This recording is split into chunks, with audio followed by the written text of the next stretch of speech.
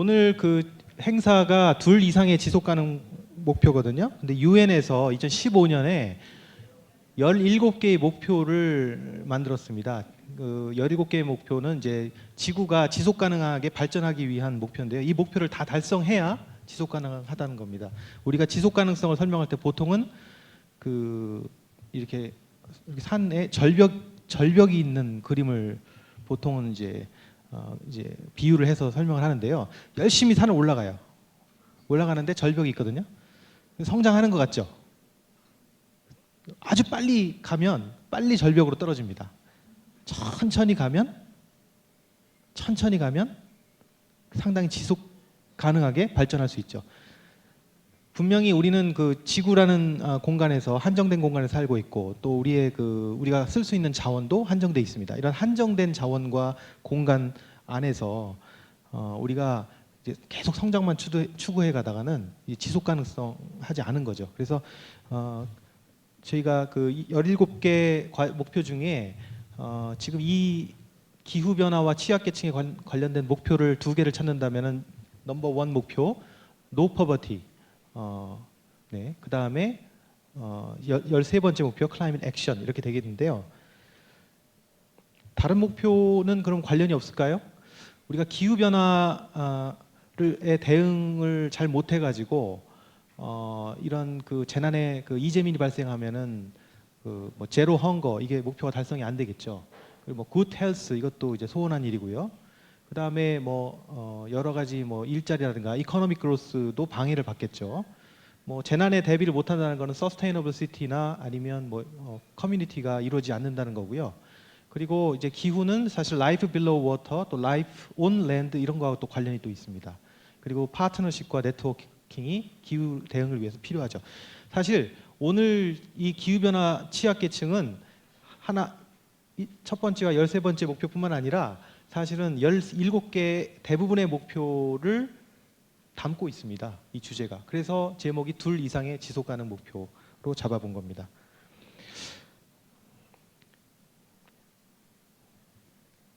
기후변화라고 하면 보통은 평균 온도, 지구 평균 온도의 증가를 얘기하죠.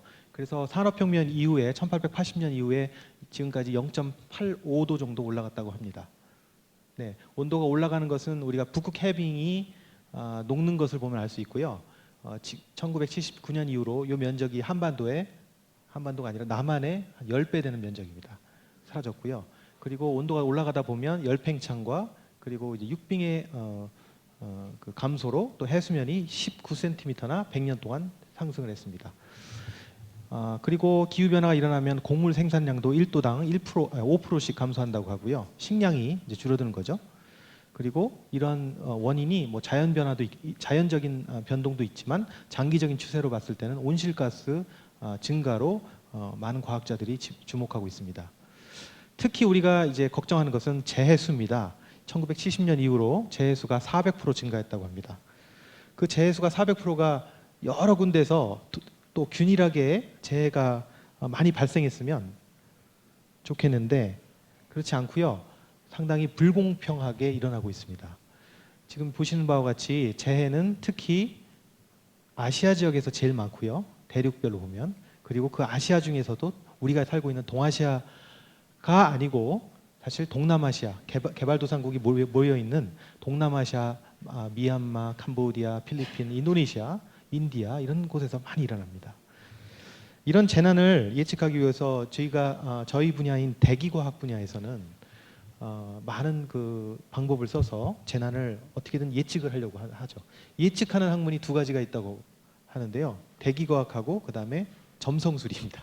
네, 점성술은 학문이라고 생각 안 하니까 대기과학이 있는데요. 그 저희가 기후 모델의 그 예측 능력을 평가를 해보면 온실가스를 지금보다 2배로 증가시키면 어떤 모델은 2도가 올라가고 어떤 모델은 5도가 올라갑니다. 극지는 지구 평균 온도의 한 3배 정도 온도가 올라갑니다. 그러니까 이건 지구 평균 온도니까 극지로 따지면 6도에서 15도 차이가 나는 거죠. 모델별로 예측 결과가 많이 다릅니다. 아직까지는. 예측 기술의 차이는 최근에 이제 나온 이제 보고서, 종합한 이제 보고서에 의하면 콜롬비아 대학에서 이걸 가져왔는데요. 우리가 세 가지의 예측이 있습니다. 웨더 포캐스트라고 해서 1일부터 한 25일 정도까지 예측하는 게 있는데요. 이게 지금 포캐스트 스킬이고요. 그러니까 이게 엑설런트, 제일 잘 맞았을 때부터 아주 안 맞았을 때까지가 있는데요. 한 일주일 정도 되면 그 날씨가 안 맞습니다. 그러니까 페어에서 푸어로 제로로 갑니다. 그다음에 서브 시즈널 포캐스트라고 있는데 이거는 이제 다음 달, 그 다음 달 예측이 있는데요. 이런 예측이 사실은 상당히 안 맞습니다. 푸어하고 제로, 그러니까 거의 안 맞는다 이렇게 보시면 됩니다. 아직까지는. 그 다음에 시즈널 포캐스트라고 해서 조금 나왔습니다. 계절 예측, 다음 계절. 이거는 엘니뇨 어떤 액큐러시, 엘니뇨 예측의 정확도만 잘 이제 보장이 된다면 시즈널 포캐스트가 페어, 그냥 비교적 봐줄 만한 그런 예측이고요. 사실 이것도 기간이 길어지면, 그러니까 다음 계절까지 가면 또 잘 안 맞는 편입니다. 이게 우리의 이제 실상인데요. 이런 기술이 이 대기과학 분야에서는 열심히 개발이 되고 있는데 아까 말씀드린 동남아 개발도상국이 모인 그 지역 사람들은요, 아예 이렇게 포캐스트 할 수 있는 모델도 없거니와, 그리고 이 포캐스트를 일본이나 우리나라나 어디 선진국에서 전달을 해줘도 전달이 잘 안 됩니다. 최근 쓰나미에서도 그냥 쓰나미 센터가 쓰나미 경보를 지금 해주거든요. 그런데도 결국은 그 해안가에 있는 사람들이 경보를 못 받잖아요. 그러니까 전달도 안 되는 거죠. 지금 제가 말씀드리는 여러 가지 기후 변화, 특히 이제 이상기후 재난 같은 경우에 이제 가장 취약한 것이 이제는 취약계층인데요. 이 취약계층이 이제 문제가 뭐냐면 그런 선진국과 개도국의 불평등, 그 다음에 한 사회 속에서 부유한 계층과 교육을 많이 받은 계층과 교육도 안 받고 굉장히 이제 상당히 경제적으로 안 좋은 그러한 계층들의 여러 가지 간의 불평등이 악순환이 된다는 건데요. 일단은 어떤 재난이 일어났을 때, 예를 들어 태풍이나 홍수나 그런 것들이 일어났을 때 주택, 도로, 인프라가 파손되는 건 당연하죠. 또 농경지나 가축이 유실되죠. 그러면 특히 빈곤한 계층은 빈곤이 악화가 되는 거죠. 경제적으로. 그 다음에 홍수가 나면은 당연히 가용 식량, 물이 부족하기 때문에 영양실조가 예상되고요. 그 다음에 또 아무거나 이 가용한 걸 먹기 때문에 여러 가지 설사병이라든가 또 수인성 질병에 걸릴 문제가 있고요. 또 가족 중에 생명을 잃거나 아니면 친구들 중에 잘못된 재난에 피해를 당한 사람들이 있으면 사실 트라우마가 하루 이틀 가는 게 아니라 몇 년을 갑니다. 그리고 사회에서는 여러 가지 재난이 일어났을 때 한번 생각을 해보세요.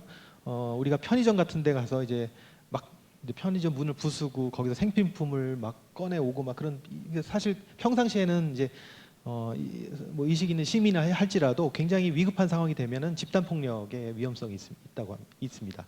그 다음에 거기서 이제 견디지 못하는 사람들이 이주하고 또 이민하는 많은 것이 이제 현상이 오늘날 일어나고 있는 것입니다. 이러한 악순환의 현장에서 우리가 취약계층을 좀 더 세분화해서 볼 필요가 있습니다. 그리고 우리 취약계층을 사회복지 분야에서 아동, 노인, 여성, 장애인 이렇게 네 가지로 이제 구분을 하는데요. 그 중에서도 이제 특히 굉장히 빈곤한 분들입니다. 그리고 기후 변화로 인해서 이 빈곤은 축적되는 겁니다. 학문적으로 이 vulnerability to climate change라는 게 있는데요.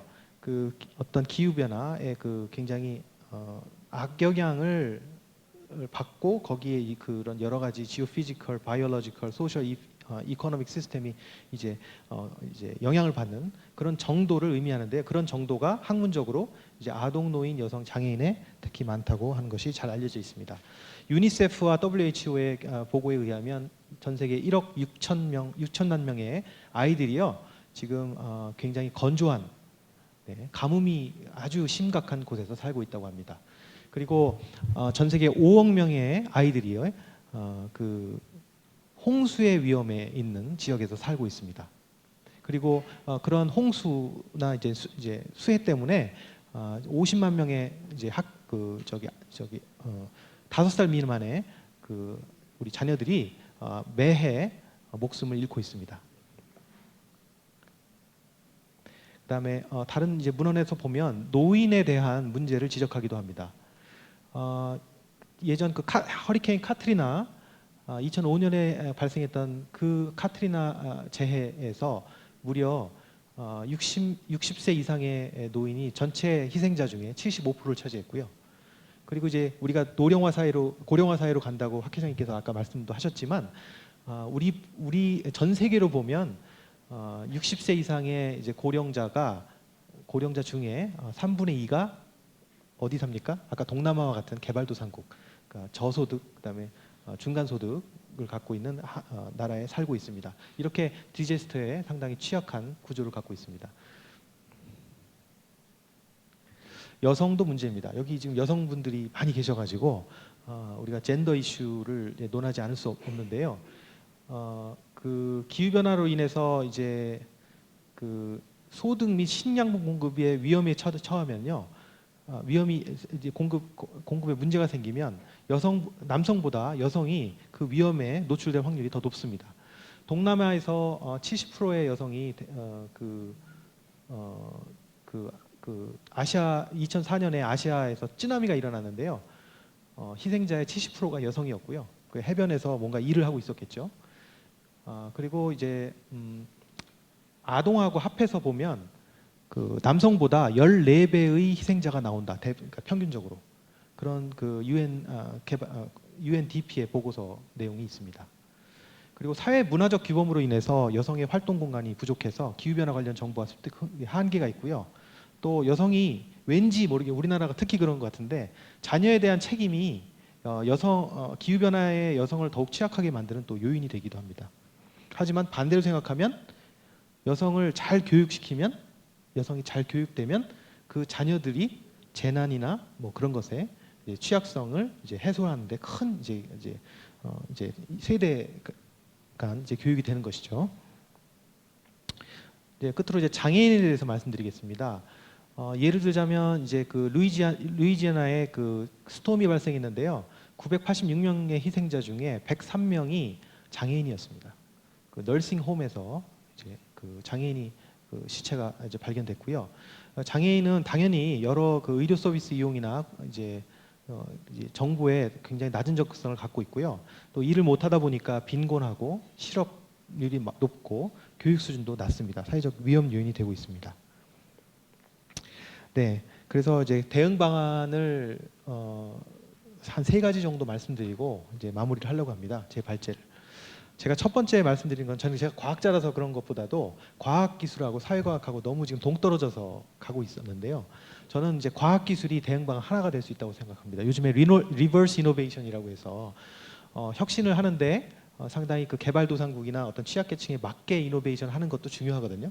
아까 말씀드린 우리 대기과학의 여러 발전은 사실 우리나라의 기상학을 중심으로 이루어지고 있지만 열대지방은 우리 대기과학에서는 조건부 불안정 대기라고 해서요. 완전 대기 시스템이 다릅니다. 중위도하고.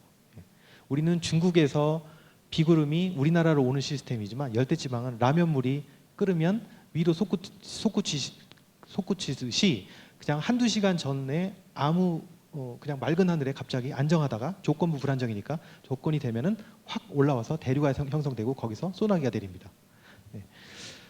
그 UN SDG 달성을 위해서 그 우리 반기문 사무총장님 시절에 우리 노벨상 수상자를 비롯한 26명의 과학자들이 과학계는 어떤 토픽에 주목을 더 집중을 해야 될까? 즉 SDG 달성을 위해서, 지속가능성 개발 목표 달성을 위해서. 그래서 델파이 방식으로 8개를 뽑았는데요. 2016년에 과학자문위원회가 UN 과학자문위원회가 권고한 바에 따르면 1번 해양자원, 2번 생물다양성, 전염병, 기초연구 투자, 기초연구가 자꾸 줄어드니까 그 다음에 재난 예측 이 5번이 있고요. 그리고 화석연료, 식수, 인구 문제 이렇게 여러 그 과학적 주제를 제시를 했습니다. 저는 저희 연구소가 특히 재난 예측에 굉장히 그 공을 들여야 된다고 생각을 하고요. 또 각 전공에 맞게 뭐 해양자원을 우리가 해양자원이 그 국경이 없잖아요. 중국 그 선박이 우리나라에서 이제 싹쓸이를 해가면 우리가 지금 없잖아요. 고기가 안 잡히잖아요. 전염병 문제 뭐 여러 다 중요하지만 우리 센터가 그래도 전공을 살리면 이 재난 예측 분야에 사실 굉장히 많이 발전을 시킬 수 있다 이렇게 생각을 합니다. 두 번째 대응 방안으로 이제 조인트 코퍼레이션을 말씀드리겠습니다. 제가 이제 2016년, 17년에 연구재단에서 그 재난 그 캄보디아 재난 관련 그 지속 가능성 연구를 한 바 있는데요. 그때 이제 캄보디아의 대학 교수, 그다음에 정부의 기상청, 아니면 수자원공사, 그다음 캄보디아에서 일하는 수백 개의 이제 환경 NGO, 어떤 지역사회 대표들을 모아놓고 워크숍을 한 적이 있습니다. 그 되게 재미있는 일이 발생했는데요. NGO가 막 비판을 했습니다. 기상청에서 기상 예보를 잘 안 줘가지고 우리가 그 구호하는 데 너무 힘들다. 근데 기상청 관계자가 무슨 소리냐? 우리는 인터넷에서 지금 다 매일매일 기상 예보를 하루에 3번씩 하고 있다.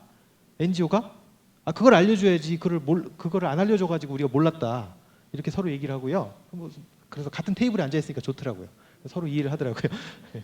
그 다음에 NGO는 이 NGO의 수많은 그 캄보디아 시민들이나 이런 학생들이 이제 참여해서 이제 돈을 버는데 그 재교육을 좀 받았으면 좋겠다라고 하는데 대학에서는 그런 학과도 없고 뭐 그런 교육 프로그램이 없는데 대학은 NGO 얘기를 듣고 이런 니드가 있구나, 교육적 니드가 있구나 이제 깨달았던 것 같습니다. 그리고 대학은 또 정부에 요청을 해서 연구비가 없다고 요청하고 정부는 또 대학하고 또 협의해서 우리는 이러한 공무원, 이러한 기술자가 필요하다라고 얘기해서 대학이 어떤 교육을 시켜야 될지도 또 생각을 하게 되겠더라고요. 그래서 같이 네트워킹을 하면 이런 문제가 또 더 잘 풀릴 것 같고 그리고 또 이런 그런 개발도상국 안에서뿐만 아니라 우리 이화여대와 같이 이제 뭐 나름 또 선진국의 여러 대학과 또 개발도상국의 이런 네트워킹과 같이 이제 국제적 네트워킹을 강화한다면 이런 문제가 좀 서서히 기후변화 취약계층 문제가 서서히 해소되지 않을까 생각합니다.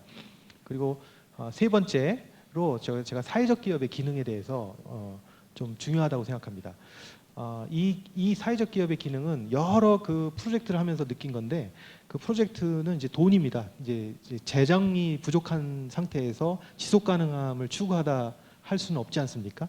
그런데 이제 요즘에 사회적 목적을 우선적으로 추구하면서 또 경제적 부가가치를 창출하는 사회적 기업이 이제 각광받고 있습니다. 예를 들자면 뭐 아름다운 가게나 샤인 임팩트 사회적 기업, 우리 이화여대 자랑스러운 사회적 기업 오티스타, 자폐인과 만드는 아름다운 세상, 그런 그런 기업도 있고요. 그리고 이제 SK 이노베이션의 예를 들면은 이제 베트남 정부하고 MOU를 맺어가지고 그 맹그로브라고요. 맹그로브는 이제 해안에 삽니다. 신기하게 해안에 이제서 번식을 하는데 맹그로브가 방파제 역할을 합니다. 파도가 치면은 방파제 역할을 해가지고 쓰나미 같은 것들을 또는 이제 해일을 이제 막을 수 있습니다. 그래서 맹그로브 숲 복원을 위해서 이제 SK 이노베이션이 약 500헥타르 정도의 이제 숲 복원 사업을 진행했다. 이런 것이 사실 사회적 기업이 역할을 하면서도 경제적인 부가가치를 창출할 수 있는 부분이 아닌가 이렇게 생각합니다. 제가 그 2016년 말에 이제 창립한 그 레인보드 지오라는 이제 사회적 기업이 있는데요. 2대 공대 1호 사회적 기업이자 우리 학교의 사회적 기업입니다. 제가 이제 레인보드 지오를 이제 만드는 거는 그 이유는 개발도상국에 갔더니 재난 예보가 너무 안 돼 있고 또 구호팀도 또 너무 그 기상 서비스를 못 받고 있어서 제 전공을 살려서 그 고해상도 인공위성을 휴대폰에서 이렇게 간단한 정보를 주어가지고요. 그리고 구호팀이 주민들에게 뭐 예를 들어서 인근 어디 초등학교로 가면 식량과 뭐 물이 공급됩니다라고 알려주면 그쪽으로 가게끔 그렇게 하는 여러 가지 그 사업을 하고 있는데요.